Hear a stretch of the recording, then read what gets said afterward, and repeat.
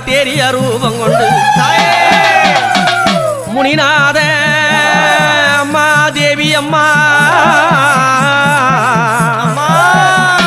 முனிநாத தேவி அம்மா அம்மா குடும்பத்து தெய்வமாகி குளங்காக்க நின்ற தாயே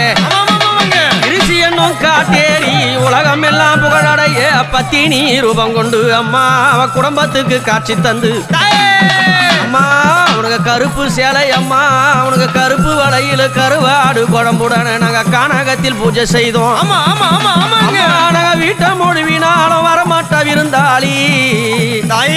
நாங்க வீட்டை மொழி விட்டா வரமாட்டா விருந்தாளி விருந்திடவே உன்னை அழைத்தோம் வரும் அம்மா. எங்க அம்மா